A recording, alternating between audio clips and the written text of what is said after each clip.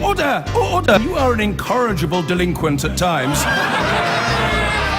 Behave yourself, man!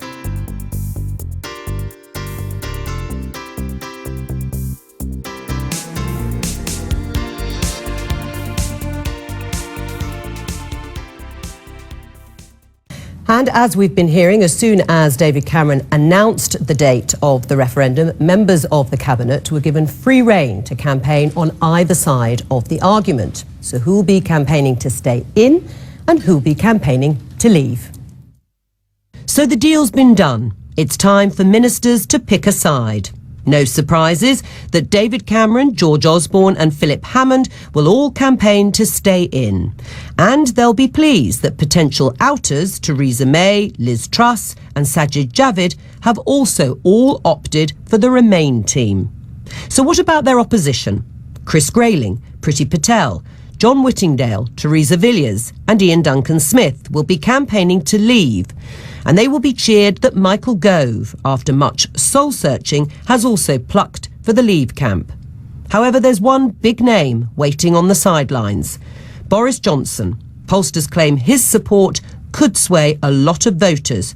Surely it can't be long to wait now. And the leader of the House of Commons, Chris Grayling, is with us now. Welcome. Hello there. Why don't you think the deal that the Prime Minister secured was enough? Well, the Prime Minister's made some progress in his discussions in Brussels. I think we all give him credit for that. But does this represent a transformation that would say to me, we should stay within the European Union? No, it doesn't. I think our membership of the European Union holds us back. I think there are decisions that we should be taking in the interests of our country that we cannot take because of our membership of the EU, like the ability to decide how many people come and live and work here, like the ability to forge free trade deals around the world.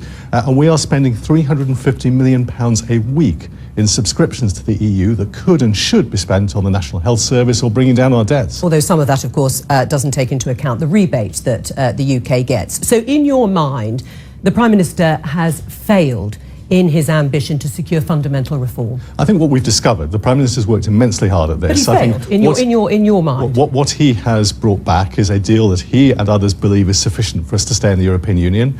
I don't. I think we should leave the European Union. That's going to be the essence of the debate for the next few months. What could he have secured to get your support? Well, I think there are key questions about our membership of the European Union, and you talked a moment ago about risk. You know, take the example of the ability to control our borders and particularly to set limits on the number of people who come and live and work here. All of the national statisticians are saying our population is on the way to rising to 75 or 80 million people.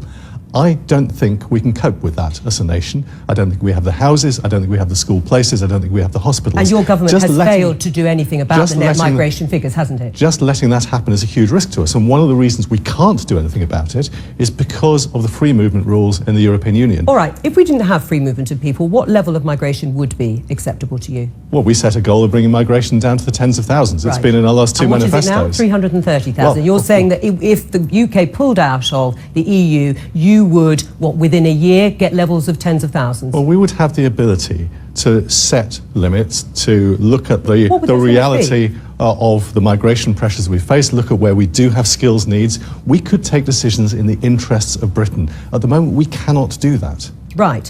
So there isn't anything that David Cameron could have secured to get your support, because you always wanted to come out of the EU. I've believed for a long time that it was very likely I would decide to come out of the EU. I've sat through European meetings for 5 years. I do not believe we are properly able to look after our national interest, to look after our businesses, to look after our citizens. I think too many decisions have been passed to Brussels. Michael Gove rightly yesterday talked about the number of changes that cross all of our desks as ministers that make a real difference to the people of this country. Give me one example that's come across your desk, or in your former job, came across your desk that you couldn't enact because of the EU?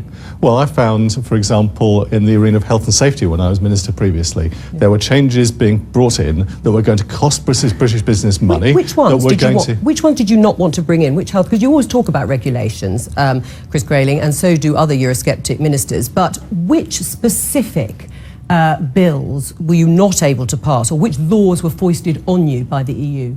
Well, I would not have imposed massive change to the North Sea oil industry, for example, which has the best safety record in the world.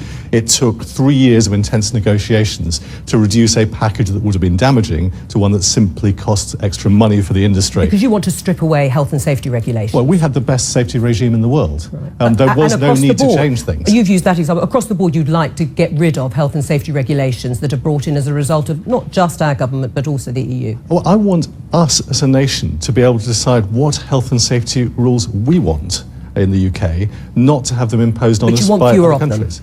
I want less regulation. I want the right regulation. I want proper safety in the workplace, but I don't want huge extra burdens put on business. What was the atmosphere like in the Cabinet yesterday? It was very cordial. It was a very, I think, constructive meeting. It was a very friendly meeting. The Prime Minister immediately accepted that we had different views around the table, but we all committed to working in the next few months for the cause that we believe in, on one side or the other, but in a constructive and friendly way. But you won't be able to do that because it'll be dominated by this issue, won't it? I mean, but we can have that debate in an amicable way. We don't have to attack each other personally. Really? But we don't have to insult each other. You only have to look at the headlines in the newspapers. It's already happening. You've already said that the Prime Minister is scaremongering, that there's going to be Project Fear, as have your colleagues. That isn't friendly and cordial. Well, I haven't actually said the Prime Minister scaremongering. You have implied that those issues where you say actually, too risky to leave. The organisation I criticised this morning was EasyJet, who have been arguing that somehow cheap airfares would disappear from Europe. That's nonsense. We have cheap airlines all around the world, inside the EU, outside the EU. There are regional airports in continental Europe that would go bust if it wasn't for low-cost aviation from the United Kingdom. It is just simply not true. Really? And you know that you can guarantee that, can you, to the British people, that all these things will be there the day after Britain votes to leave the EU? Why would people in continental Europe cost themselves money? It's like the trade argument. But you can't guarantee it, can you? You can't guarantee it. Ask yourself the question.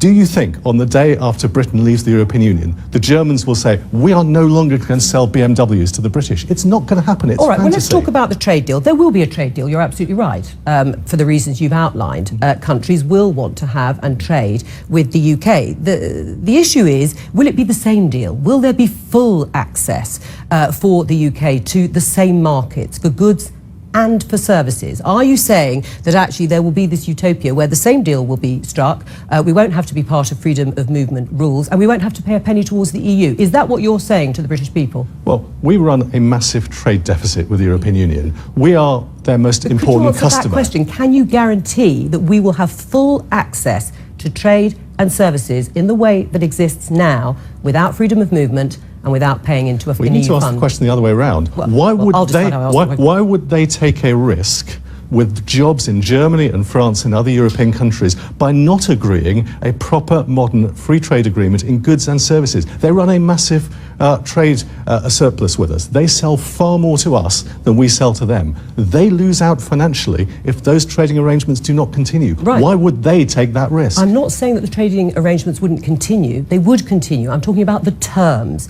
Everyone says we don't know what out would look like. And what I'm trying to get from you is, how long would it take? Would it take a year, 2 years, or 7 years like Canada? And would it be on the same terms that we have now? Well, why would it not be on a free trade basis? Because it costs them money if it's not.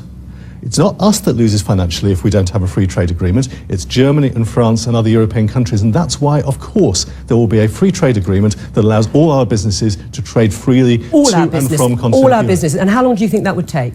Well, I think it will take a very relatively short period of time, in my view, because they lose financially. Well, how long would it take? If it took Canada 7 years, how long do you think it would take the UK? Well, there's a process of negotiation that is set out in the treaty that is estimated to take 2 years. I would not expect for a moment those countries to take a risk that at the end of 2 years they would lose out financially. Well, it's not us, it's they lose out financially. Well, even over the negotiations, they have said, particularly President Hollande, that actually he's not going to give special treatment to Great Britain. Why would these countries who've been pulled through the ringer over these negotiations then suddenly want to immediately, on your timescale, set up favourable terms of trade with the UK? But does anybody seriously think that President Hollande is going to say to French farmers, who we know are a fairly lively bunch when they want to be, you will no longer have free trade agreements to sell your wine and your cheese and your other agricultural products to British supermarkets. Why on earth would he take that political risk? But we don't know the terms. I mean, that you admit. We don't know exactly what the term. We don't know exactly what time. We know what you would like, and we know you're saying you can't believe there would be another option. But it is a risk, isn't it? That's what the Prime Minister has said. It's a risk, and he's right. It is a risk for the French not to have a free trade agreement with us, because otherwise their businesses lose out. Sajid Javid doesn't agree with you, and he is the business secretary. Is he wrong when he says that actually my head says it's just too risky now for business?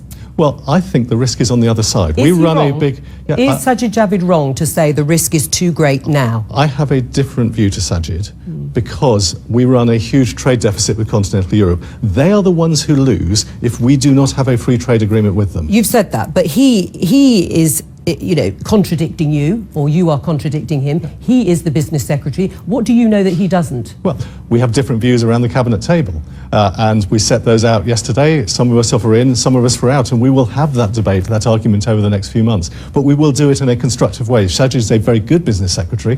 Sajid is also very clear in his article this morning that he's deeply unhappy about the European Union.